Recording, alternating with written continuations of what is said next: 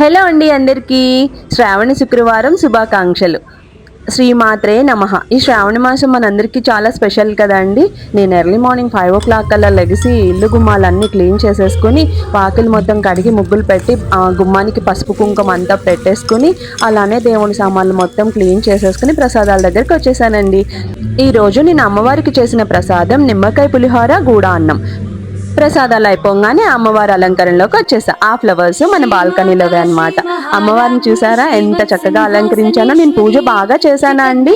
నేను చేసిన పూజ మీ అందరికీ నచ్చింది అనుకుంటున్నాను. నన్ను ఇంతలా సపోర్ట్ చేసిన మీ అందరి గురించి కూడా అమ్మవారికి దండం పెట్టుకున్నాను. అమ్మవారి దయ వల్ల నా సబ్స్క్రైబర్స్ అందరిళ్లలో సుఖశాంతులు వెల్లువిరియాలని చెప్పి మనస్ఫూర్తిగా నిజాయితీగా కోరుకున్న కోరిక అతి తొందరలోనే త్వరగా తీరిపోవాలని మనస్ఫూర్తిగా దండం పెట్టుకున్నాను.